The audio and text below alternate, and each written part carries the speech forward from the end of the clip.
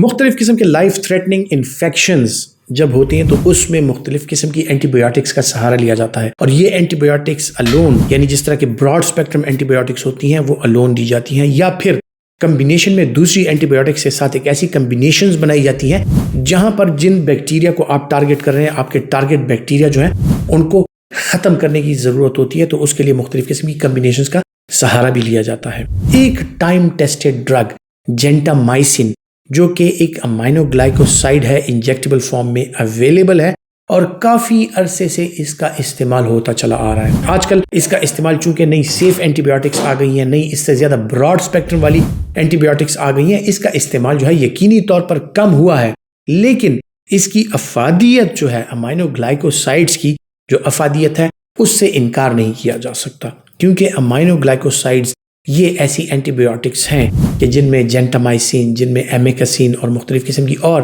ایسی anti biotics injectable پائی جاتی ہیں کہ جو کافی عرصے سے زیر استعمال رہی ہیں، اور آج کل بھی لائف تھریٹننگ انفیکشنز میں ان کا استعمال ہوتا ہے، کیونکہ ان کے اگینسٹ ریزسٹنس جو ہے وہ بہت کم ہے۔ ان کا استعمال چونکہ یہ انجیکٹیبل ہیں تو ان کا استعمال ذرا irrationally زیادہ نہیں ہوتا، اور ان کا استعمال جو ہے اس کی کمی کی وجہ سے ان میں جو اینٹی بایوٹک کی سسیپٹیبلٹی ہوتی ہے بیکٹیریا کی، وہ ابھی تک برقرار ہے، اور اس کے اگینسٹ جو بیکٹیریل ریزسٹنس ہے وہ ابھی تک کم ہے۔ امائنو گلائکوسائڈز، جینٹامائسن خصوصی طور پر یہ ایسی اینٹی بایوٹک ہیں کہ جن کا میکینزم آف ایکشن یہ ہوتا ہے کہ یہ بیکٹیریا کے اندر جا کے، اور بیکٹیریا میں جو پروٹین سینتھیسس ہو رہی ہوتی ہے، یعنی بیکٹیریا جو اپنا پروٹین بناتا ہے، اپنی سٹرکچر اس کی پروٹینز ہوتی ہیں جن کے سہارے یہ بیکٹیریا زندہ رہتا ہے، جن کے سہارے یہ بیکٹیریا جو ہے یہ بڑھتا ہے، تو ان پروٹینز کا یہ خاتمہ کرتا ہے، اور جیسی ان پروٹینز کا خاتمہ ہوتا ہے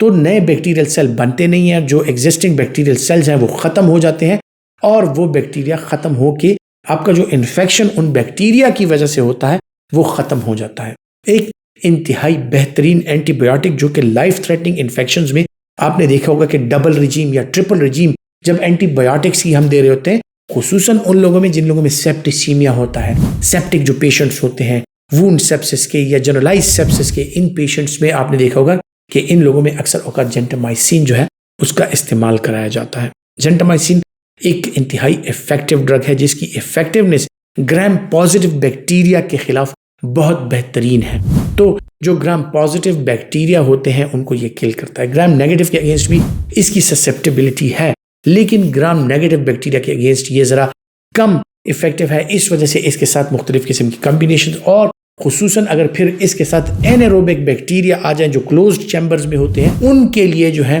ان ایروبک بیکٹیریا کے لیے اس کے ساتھ کمبینیشن میں میٹرونیڈازول یعنی فلیجل کا استعمال بھی کیا جا سکتا ہے۔ جو انفیکشنز ہوتی ہیں جس طرح میں نے ذکر کیا کہ گرام پازیٹیو انفیکشنز میں اس کا رول بہت زیادہ ہے، تو اس کے لیے آپ اگر شروع کریں تو سکن کے انفیکشنز جو ہوتے ہیں خصوصی طور پر زیادہ تر وہ گرام پازیٹیو سے ہوتے ہیں۔ اسی طرح جو مختلف اور انفیکشنز ہوتے ہیں جن میں اپر ریسپیریٹری انفیکشنز، خصوصاً جو کانوں کے اوٹائٹس میڈیا اور اس طرح کے انفیکشنز ہوتے ہیں جو کہ ریزسٹنٹ ہوتے ہیں اور بیکٹیریا کو، تو ان میں بھی جو جینٹامائسن یا امائنو گلائکوسائڈز ہیں ان کا بہترین رول ہے۔ اپر ریسپیریٹری اور لوور ریسپیریٹری میں پھر ان کا رول جو ہے وہ بہت بہترین ہے، کیونکہ اکثر اوقات لوور ریسپیریٹری جو انفیکشنز ہوتے ہیں، نمونیاز جو ہوتے ہیں اس طرح کے، وہ اکثر اوقات ایک اینٹی بایوٹک سے کور نہیں ہوتے، تو اس کے لیے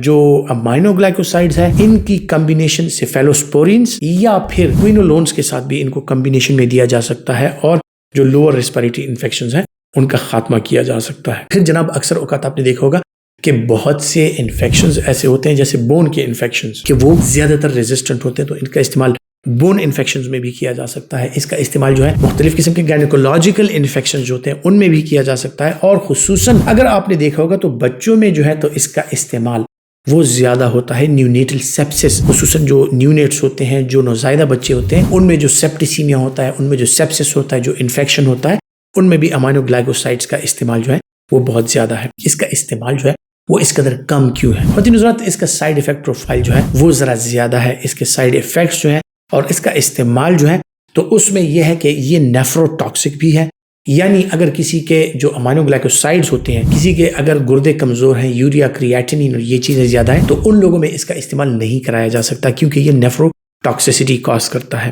پھر یہ آٹو ٹاکسک ہے، یعنی خدا نخواستہ کچھ لوگوں میں یہ کانوں کے مسائل جو ہیں آپ کے کان کے لیے شدید قسم کی ٹاکسیسٹی رکھتے ہیں، اور ایک ڈوز کے ساتھ بھی خدا نخواستہ جو امائنو گلائکوسائڈز ہیں وہ آپ کے کان اور آپ کی سماعت کا جو عمل ہے اس کو نقصان پہنچا سکتے ہیں۔ بات آ جاتی ہے کارڈیو ٹاکسیسٹی کی، یعنی وہ لوگ جو دل کی بیماریوں کا شکار ہیں اور ان کو ہارٹ ریدم کے جو مسائل ہوتے ہیں، تو ان لوگوں میں اگر امائنو گلائکوسائڈز کا استعمال کرانا مقصود ہو تو ان لوگوں کی بیس لائن ECG، اور پھر اگر آپ ان کو امائنو گلائکوسائڈ سٹارٹ کراتے ہیں تو ان کی پرماننٹ اور جو ایک کارڈک مانیٹرنگ ہو رہی ہوتی ہے